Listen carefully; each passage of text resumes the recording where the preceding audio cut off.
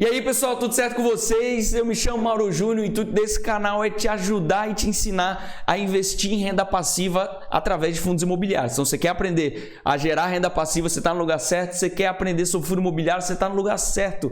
E o assunto do vídeo de hoje é quando vender o fundo imobiliário. Então eu já queria agradecer a Kátia, ela que mandou essa pergunta aqui no Instagram. Então se você não me segue, eu deixo o link aqui embaixo. E ela mandou na caixinha de pergunta que eu abri assim, quando vender? E não me diga que não se desfaz de ativos. Então, é o seguinte, a gente vê muita gente por aí falando assim, não, você compra e leva para a eternidade, fundo imobiliário não se vende. E não é muito bem assim, certo? E antes de eu querer falar para vocês, né, alguns motivos ali que você deve, outros que você pode vender, eu queria falar para vocês quando você não deve vender, certo? Então você não deve vender porque a cotação subiu, você não deve vender porque a cotação caiu, você não deve vender porque seu pai falou para comprar, sua mãe disse que é para você vender, porque o taxista, porque saiu numa notícia, porque você viu num portal, porque você ouviu no trabalho. Então assim, eu costumo falar, você deve investir tempo na hora de você comprar um ativo, para você saber por que você está comprando aquele ativo, quais foram os motivos que te levaram a comprar aquele ativo, certo? E na hora da venda é a mesma coisa, você não pode simplesmente basear sua venda por qualquer coisa, porque você ouviu dizer, certo? Então assim, normalmente esse tipo de pessoa que não sabe por que compra, ela não sabe por que vende. E você não deve vender sem motivo. Então, para a gente começar o nosso vídeo, eu anotei aqui 6 motivos, né? Porque uns você pode, outros que você deve vender. E vamos ao primeiro. Você comprou única e exclusivamente no intuito de obter ganho de capital. Então vamos lá, qual que é a ideia de quando a gente vai comprar fundo imobiliário? A maior parte das pessoas, e eu sou um desses, a gente compra no intuito de fazer o quê? A nossa carteira ali previdenciária, que é, você quer basicamente comprar ótimos ativos que vão te pagar aluguéis de forma constante, né? E você vai pegando esses proventos e vai reinvestindo, vai aumentando a bola de neve e tudo mais. Sendo que tem como, e esse é o ganho de renda, né? Mas tem como você investir em fundo imobiliário com o objetivo de ganho de capital. E o que seria isso? É só a gente voltar alguns meses atrás, né, a situação toda do coronavírus. Então, o que aconteceu? A bolsa despencou, os fundos imobiliários caíram de valor, sendo que você caíram de preço, né, mas você percebe valor naquele ativo. E aí, quando você vai olhar, peraí, não, mas poxa, tem fundo imobiliário aqui que está sendo negociado com a depreciação ali de 30%. Quando você vai olhar, assim, por mais que toda essa situação da pandemia seja uma catástrofe, mas pô, o prédio ele tá lá, o shopping ele tá lá, o shopping só tá fechado, né? Eu sei que daqui a sei lá quanto tempo, né, a situação da pandemia vai passar, mas o imóvel tá lá. Há uma tendência de que, pô, as compras elas voltem, de que a vida volte ao normal, a ciência vai correr atrás disso.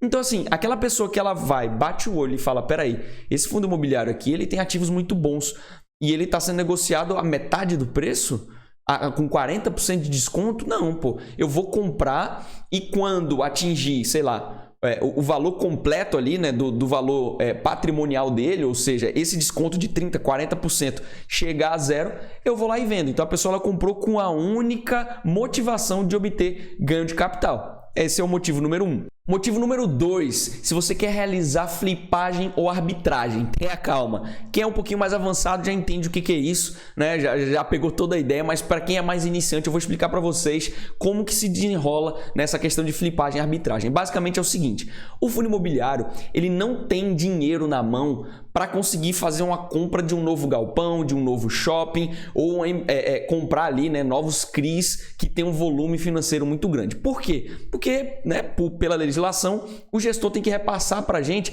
95% de todo o lucro líquido caixa semestralmente que o fundo tem. Ou seja, com esses 5% ele consegue fazer uma reforminha aqui, um pequeno ajuste ali, mas é muito difícil desses 5% permitir que ele consiga comprar, por exemplo, um shopping center como um todo. E aí o que o gestor faz? Vou dar um exemplo para vocês. Imagine um fundo XYZ11 aí, e esse fundo ele tem lá suas 50 milhões de cotas, certo? E o gestor ele fala assim, atenção mercado, eu quero crescer, eu preciso de dinheiro porque eu vi uma oportunidade de um shopping center numa cidade tal que está num valor que vale a pena a gente entrar e vai melhorar nosso lucro, blá, blá, blá, blá, blá, blá, beleza. E ele fala assim, e eu quero crescer em 20%. Esse fundo imobiliário, por exemplo, ele tem lá suas 50 milhões de cotas, certo? Então, 20% de 50 milhões de cotas dá 10 milhões de cotas. Então, o fundo hoje tem 50 milhões e ele vai fazer a emissão de mais 10 milhões, certo? E aí ele vai e faz o cálculo, ele vê o seguinte, qual que é o valor hoje do meu fundo imobiliário, o valor patrimonial, certo? Tá ali R$100. Porém, esse fundo imobiliário está sendo negociado ali a R$115, por exemplo, certo? E a emissão vem a R$105. Então você, recapitulando, o imóvel vale, né, o fundo imobiliário vale 100, está sendo negociado a 115 e a emissão está vindo a R$105. E ele vai aumentar em 20%, né, o tamanho do patrimônio ali do fundo imobiliário.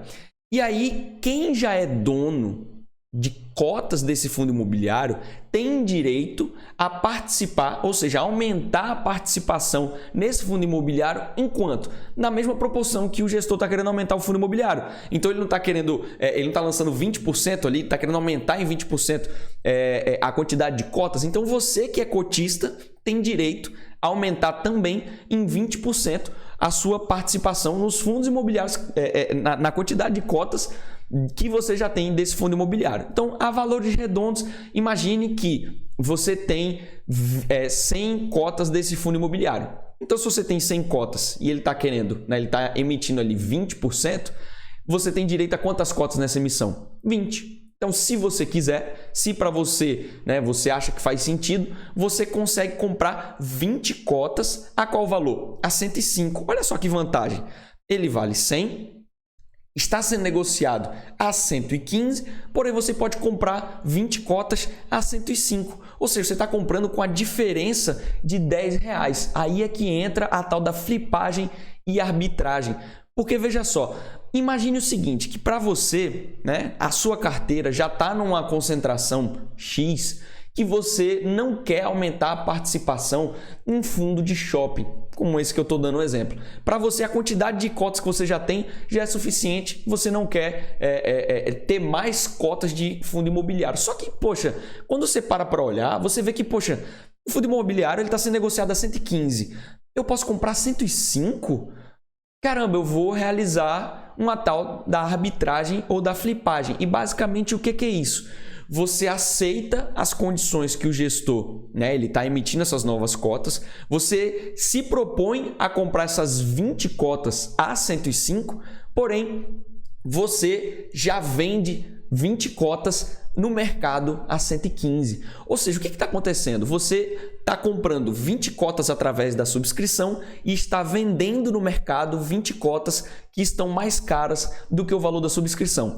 Claro que eu não vou entrar no detalhe de conta, de quando que vale a pena, quando que não vale a pena, porque tem alguns detalhezinhos que vale a pena a gente levar aqui, né, em consideração na hora do cálculo. Mas conseguiu perceber que, poxa, se eu subscrevo 20 cotas a 105 e eu posso vender 20 cotas a 115, eu estou tendo aí um ganho de R$10 nessas 20 cotas.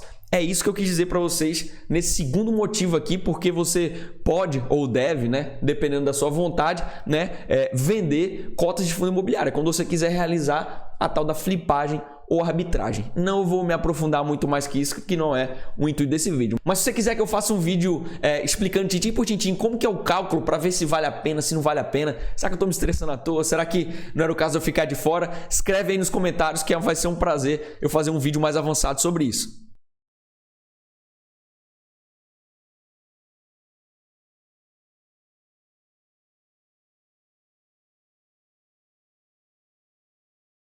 Terceiro motivo.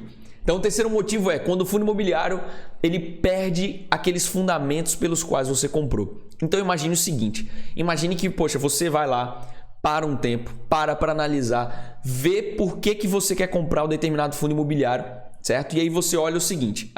Poxa, eu gosto da gestão desse fundo, porque o gestor desse fundo ele tem uma experiência, ele tem uma expertise em desenvolvimento é uma pessoa que já trabalhou no setor de laje corporativa, ele é um cara que entende todo o mercado de laje corporativa do estado de São Paulo, certo? E você acredita muito nesse gestor. Estou dando um exemplo. E aí você vai lá, compra esse fundo imobiliário e sei lá por que cargas d'água, depois de um tempo, a gestora resolve, sei lá, mandar o gestor embora e coloca uma outra pessoa. E quando você vai olhar, você fala, caramba, essa pessoa não tem expertise nenhuma em gestão de fundo imobiliário.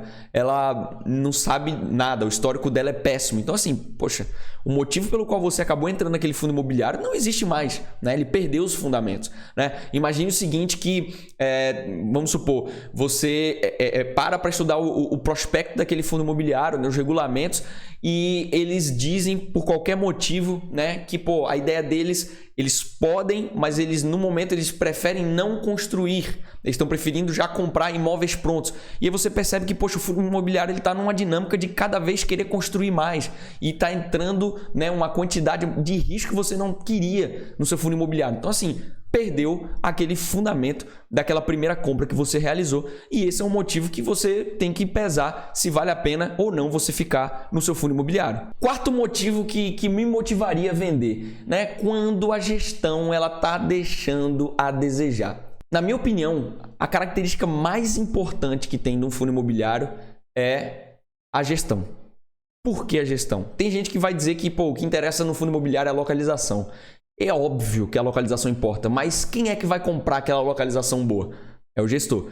Então, assim, para mim, a coisa mais importante que tem dentro do fundo imobiliário é a gestão, porque é muito difícil da gente conseguir tirar o gestor, né, de lá. Por mais que a gente seja dono dos fundos imobiliários, já teve casos na história que, poxa, foi feita assembleia e os cotistas tentaram retirar um determinado gestor e não deu certo, certo? Então, para mim, a questão da gestão é a coisa mais importante que tem. E esse é o motivo pelo qual eu venderia um fundo imobiliário, quando a gestão está deixando a desejar. E como é que a gente consegue perceber quando a gestão está ficando em segundo plano? Então, por exemplo, vacância. A vacância é algo que faz parte, né? É um risco que se corre no ramo imobiliário. A gente sabe que, eventualmente, um determinado inquilino vai à falência, sei lá, ele vai reincidir um contrato. Isso daí faz parte, não tem para que a gente se desesperar em relação a isso. Mas, poxa, quanto tempo tem depois da vacância que o gestor consegue colocar alguém lá dentro? Eu sei que tem ciclo de mercado, eu sei que tem momentos que são melhores e piores, mas, poxa, você está vendo o gestor falando daquela vacância, daquele determinado prédio? Vou dar um exemplo. Um fundo imobiliário que, inclusive, eu tenho na carteira do Projeto 1K. Se você não sabe o que é o Projeto 1K, eu te recomendo fortemente dar uma olhada, vou deixar o vídeo aqui em cima, mas é uma carteira pública que eu estou fazendo até atingir, né, de R$0 até bater em R$1.000 em renda passiva mensal, mostrando por que eu compro, por que eu vendo, quando eu compro, quando eu vendo e cada uma das coisas que acontece no mercado. Então é só dar uma olhadinha nesse vídeo aí que possivelmente você vai gostar. Mas basicamente o que está acontecendo com o RBRP11? Esse é um fundo imobiliário de laje corporativa e tem um prédio lá, né? É um prédio literalmente todo que ele está com uma vacância enorme. Porém, nos relatórios a gente consegue perceber que o gestor ele está preocupado com essa situação. Ele está preocupado, ele está correndo atrás, todo relatório ele fala, todo relatório ele diz que está correndo atrás de inquilino, todo relatório ele diz que, poxa, as redondezas desse prédio estão sendo locados novos imóveis. Então, assim, a gente vê a preocupação do gestor na situação. Quando a gente não vê esse tipo de coisa acontecer, é uma situação para a gente ligar, né, ali um sinal de atenção. Outra coisa é o seguinte, a qualidade do relatório, né? A gente sabe que tem certas informações que elas são obrigatórias, né? A gente tem que ter lá o balanço patrimonial, a DRE, enfim, esse tipo de coisa contábil que já tem que estar lá. Mas a gente consegue perceber que tem fundo imobiliário que tem uma qualidade no relatório que dá vontade, né, de levantar e bater palma ali para o gestor, que nem é, por exemplo, inclusive eu já fiz um vídeo sobre eles aqui, é o HGLG 11. Se você for parar para ler, eu nem sou cotista do HGLG, mas se você for parar para ler, né, o relatório do HGLG é de tirar o chapéu a quantidade de informações que eles trazem. Porém, tem gestor que traz, sabe aquela informação meio mais ou menos, meia boca? Então, assim, é um sinal de que, poxa, por que o gestor não traz essa informação toda? Por que tá desse jeito? Por que tá em segundo plano, né, fazer um relatório numa qualidade melhor? Um outro exemplo que eu dou também é quando o gestor ele simplesmente não faz novas emissões. A emissão é que dá o fôlego para o fundo imobiliário. A emissão é uma injeção de capital no fundo imobiliário. Eu sei que os fundos imobiliários em si, né, claro que tudo tem um limite. Tem fundos imobiliários hoje que tem bilhões ali, né, no patrimônio e às vezes o gestor ele não quer, né, gerir um volume de capital muito maior do que aquele.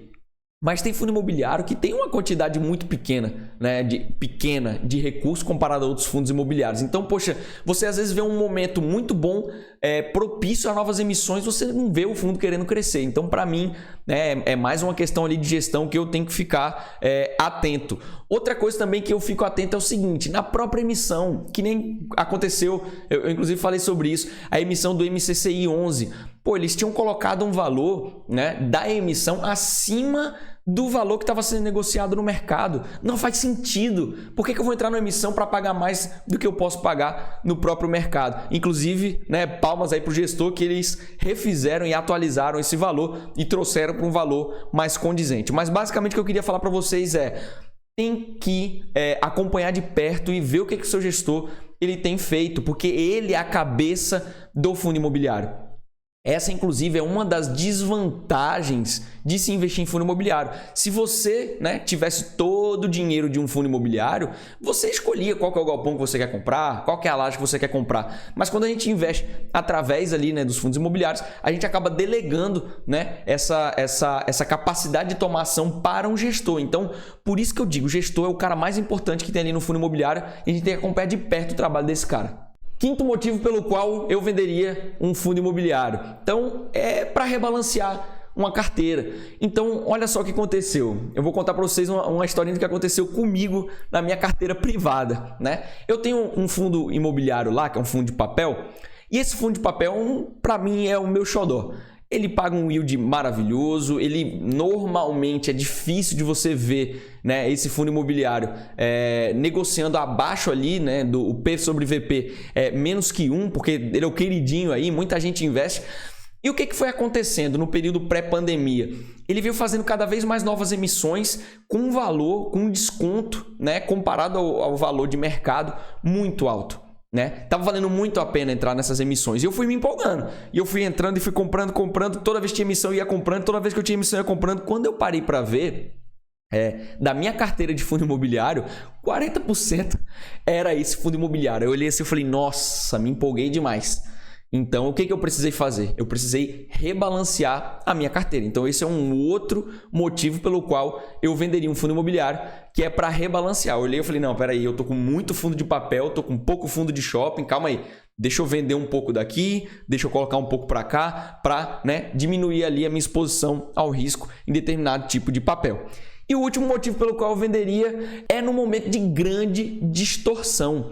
Se a gente parar para observar, antes da pandemia, os fundos imobiliários eles estavam sendo negociados, tinha fundo imobiliário que estava sendo negociado com 60%, né, de valorização em cima do valor patrimonial dele. Tinha fundo sendo negociado a 50%, 40%. Então, assim, quando você observa determinados momentos de distorção extrema, seria um momento que eu venderia parte dos fundos imobiliários para aproveitar, né, um pouco desse ganho de capital, porque a gente sabe que o fundo imobiliário não é costumeiro, certo? Ele está negociando nesse indicador no P sobre VP muito próximo ali, né, de 2 vezes o valor patrimonial, até porque o mercado ele é feito de ciclos, né? Então é normal, vai ter um momento de ciclo de baixa quando o fundo imobiliário vai estar sendo negociado ali com 20%, 30% de desconto. E tem momentos de ciclo imobiliário de alta que ele vai estar ali com 30, 40, 50, 60, que nem aconteceu, por cento ali de valor de prêmio de risco. Então, esse seria um momento também que eu realizaria uma venda de uma cota, né, de fundo imobiliário, para aproveitar esses momentos de distorção e colocar ali um ganho de capital no bolso. E lembrando, toda vez que você compra, você tem que fazer, né, a anotação dos valores que você compra. Por quê? Porque no momento que você vender o seu fundo imobiliário, você vai ter, né, a depender se você teve lucro, que recolher imposto. Quem tem que fazer a conta do imposto é você. Quem tem que fazer a conta do preço médio da compra, do preço médio da venda, né? Recolher ali os 20% de imposto de renda em cima do ganho de capital é você. E, poxa, eu também já fiz um vídeo sobre isso, vou colocar o card aqui em cima.